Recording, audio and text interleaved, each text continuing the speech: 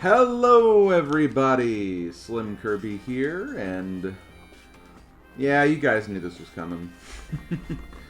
I've been doing this for the last few years. I've been playing through the Donkey Kong Country trilogy, but on the Game Boy Advance. Now it's time for Donkey Kong Country 3 for the Game Boy Advance, released in 2005. The original, obviously, released in 1996, and yeah. Always find these GBA installments interesting because, you know, they're largely the same game. They tend to try to add a few extra things to the games to, you know, give them a little extra charm, a little more to go after, and I think this game had an interesting approach for doing that. So we're going to take a look at that and see what that entails. But yeah, let's get this started, I guess. I'm going to go ahead and start with this file right here. You can do a two-player team, obviously through game linkage, but not going to worry about that here. And I either do SLM or just SK. I'll go with this. And yeah, here we go. We're already swimming. We actually have full control over this too. We don't have to, like, it's not automated like it normally is.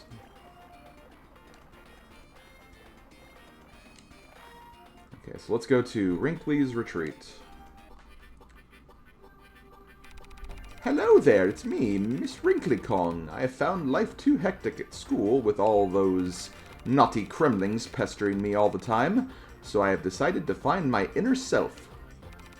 It's so relaxing here, although it still seems like something is missing. Perhaps you can help. While you're on your travels, keep an eye out for the strange banana birds. If you manage to find any, bring them back here. Go on then, off you go. One other thing, you can save your progress at any time by pressing start to access your inventory. Simply choose Save Game. And your progress will be saved. When crossing the jungle, remember to look left, right, and then up for falling monkeys. Yeah, very serious about that, by the way. Over here we have Bazaar's General Store, but we don't have any coins to spend there, so we're going to come back to there a bit later. And yeah, let's go to Funky's Rentals. And I think Funky's the one that kind of gets things started here. Yo, Dixie, what's happening? I've set up my smoking new boat shop on this island, but that's not all. I've also brought your excellent cousin Kitty Kong along for the ride. He may be a toddler, but if you let him throw you upwards, you'll almost reach the stars. Oh yeah. And if you throw him, his humongous body can smash through the floor of some areas, trust me. And there's also a challenge we can do. We'll do the challenge a bit later, but that's, I believe, how you get the banana bird. And some of these challenges can actually be kind of difficult, too, and I don't want to spend a lot of this first video actually doing that, so we're just going to get things moving, I think. So yeah, here we have a boat. We can move around with it, access wider range of the island. Not too much, though. We just have this path over here, which leads to the first world, as well as this beach over here. And if we mess around here, we can find a small cave called Bounty Beach. Here we have to play a game of Simon, basically. So you found one of the secret banana bird caves. To release the imprisoned bird, you must watch the sequence of lights and then repeat it exactly using the directions on the control pad. It seems like a waste of time to me. Why can't those game developers come up with something more interesting?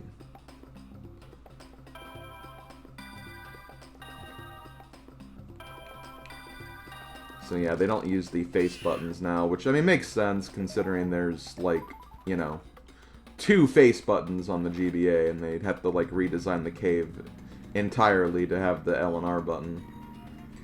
So yeah, that's one of the banana birds that Wrinkly was talking about. We'll obviously find others as we go throughout the game. I want to say there's just in general more banana birds in this game compared to the original because they've added a few points of interest here and there. But as usual, we're definitely going to get them all. So yeah, here is the first level of the game, Lakeside Limbo. Yeah, let's get things started here. So as usual, you can run if you move and then hold the B button. A button jumps. You can also use the B button to roll, and then also use your Kong's like kind of specific action. For Dixie, she can use her helicopter twirl. Kitty just has the roll, but he can use his roll with something else, as we'll get into later. You can press the R button to do the team-up throw. And you can actually find some goodies up here while you're, using that. And as far as other things, L can switch between both. I think you can also use select to do it, but L and select do the switching Kong thing. And I think that's really about it. Start obviously pauses. If you've played Donkey Kong Country, you know what's going on here. As far as the basic plot for this game, because it didn't actually go over the plot like it did the other two games, but both Donkey Kong and Diddy Kong have been kidnapped by the vicious Chaos, the overlord robotic destruction of this land. We're in the northern Cremisphere. And yeah, we're basically on a quest to rescue DK and Diddy. And as a result, we have to do our thing as we normally do, and just have a good time monkeying around in this game as you always do.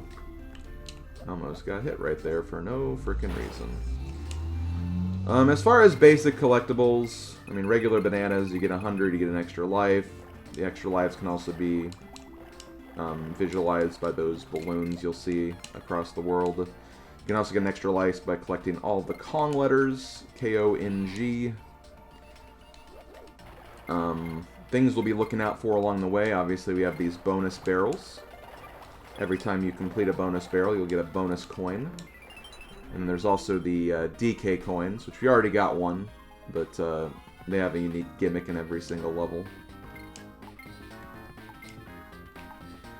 But if you have played Donkey Kong Country 3 before, you're probably noticing, your ears are probably noticing something a bit different than what you're used to.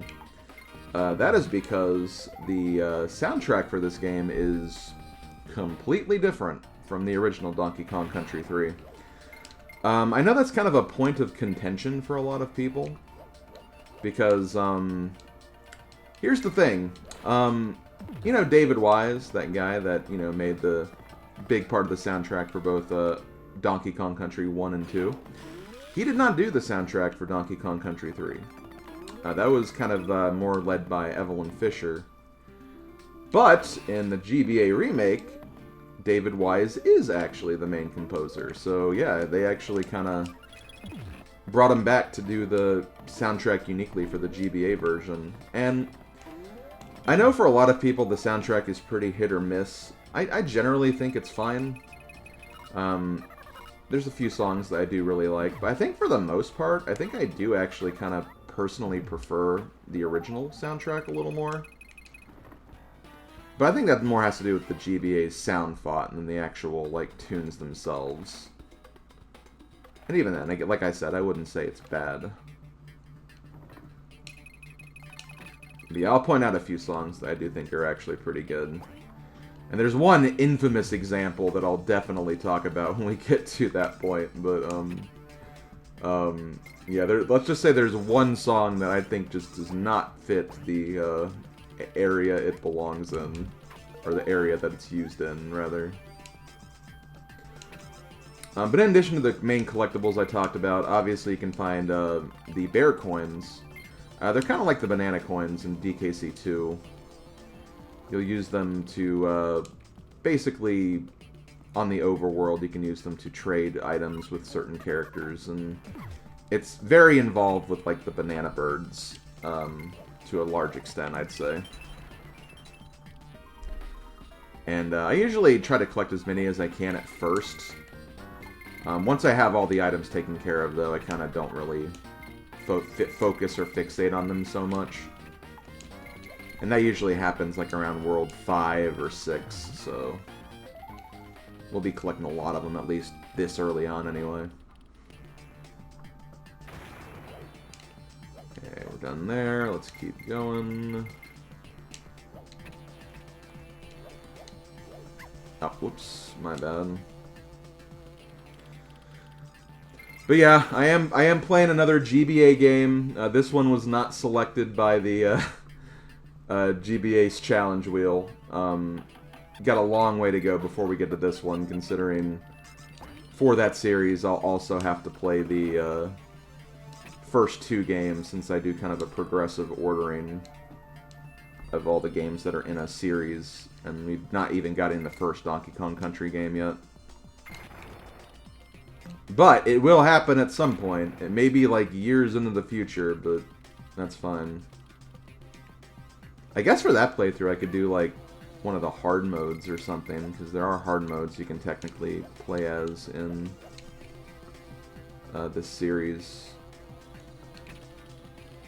I'm not really like too crazy about those hard modes though, because they're not so much hard modes, just like, oh hey, let's get rid of like safeties, like no middle ring or no also middle ring. What is this, Yoshi's Island? Oh, you see, I had a feeling that was gonna happen too. That was my bad.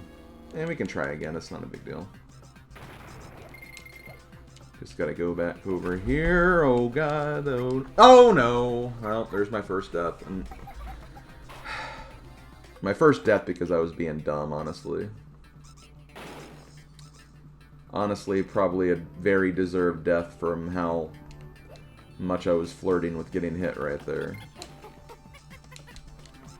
I don't think we lost too much progress though, so it's not a big deal. And see, like with this, like the pressure's off. I don't have to worry about dying anymore because I've already died. So there you go.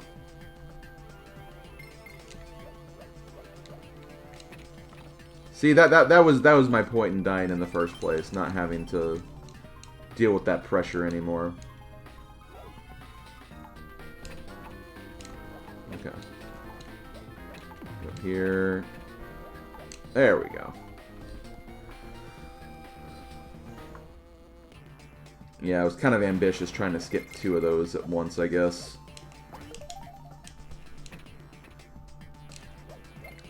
But yeah, I love Donkey Kong Country 3. I know there's definitely like a huge mentality with a lot of people who always say, oh yeah, DKC 2 and 1 are just so much better than 3. And while I do probably have that in my rankings as well, this is still a really great game. Like, I still have it in my top 10, 15 SNES games. It's just of the 3 Super NES games, this is just the one that's kind of like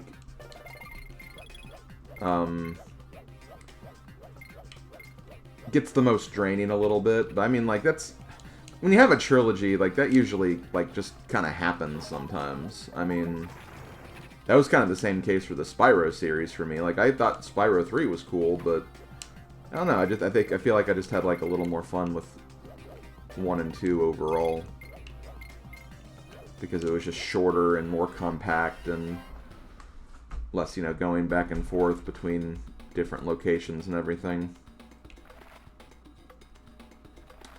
Okay, Cranky's Dojo. So yeah, Cranky actually has his own location this time around. He's not just at Swanky's anymore.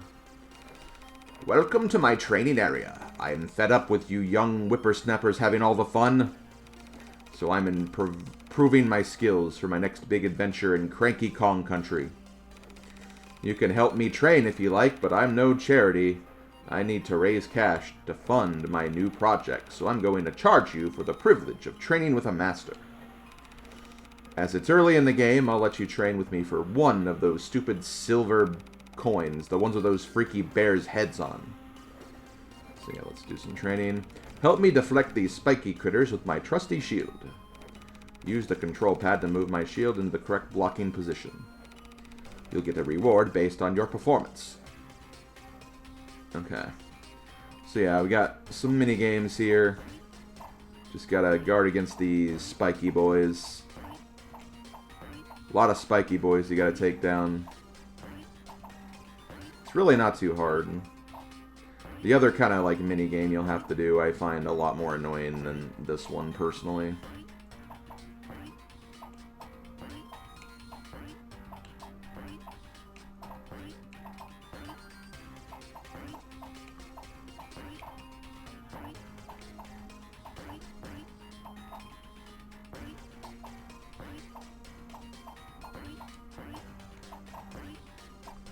Whee! We did it!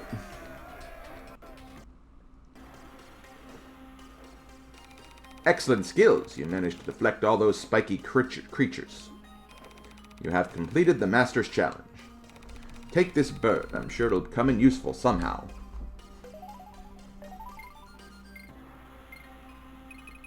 So you got a bird, you get some other goodies. You actually get the bear coin back, which is nice. And we can continue. I'm going to ignore this little island right here, because we don't need to get that yet.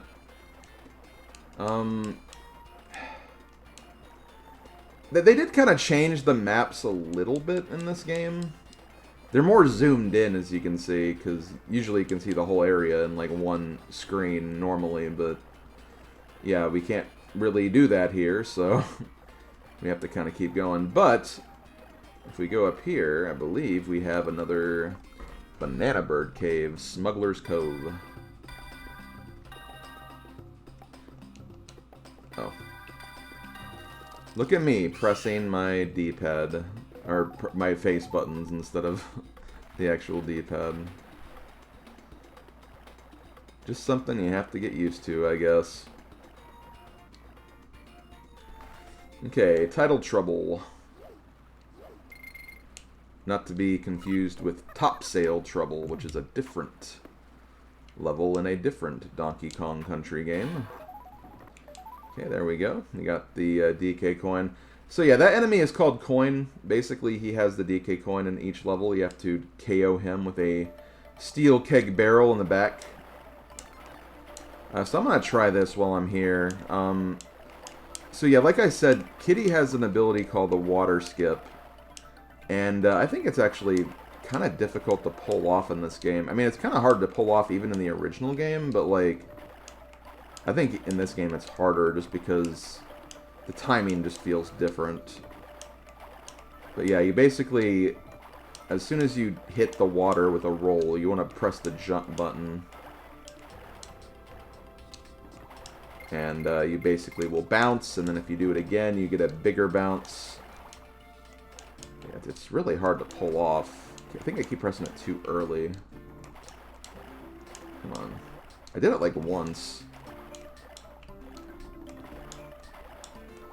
Yeah, it's really difficult. You don't really need it too much. There's one level where it's like comes in handy to a huge degree.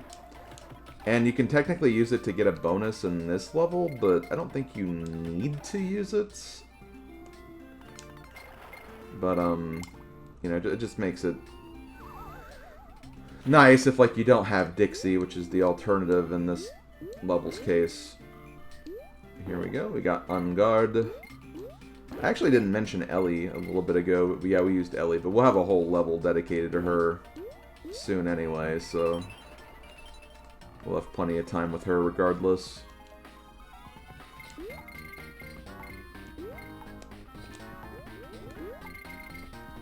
Okay.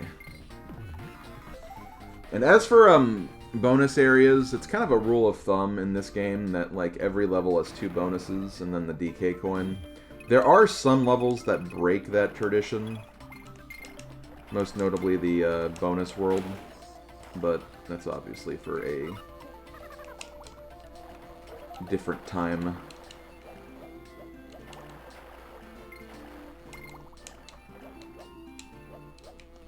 Okay, I believe I'll wait till you get done. Okay, here's where you gotta...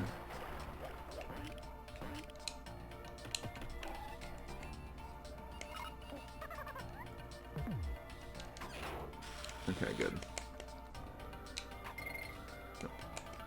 Okay. So right here, this is where you'd use the water skip to get the bonus. You just have to skip across the water here. You can also use Dixie to get over here. I think it's made a little easier in this version, but it's actually really, really tight to do that in the original. So you almost kind of need to learn the water skip in the original. Here, definitely not. For at least this, anyway.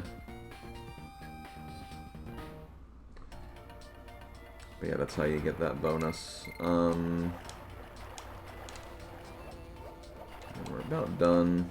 Just gonna swim under these enemies.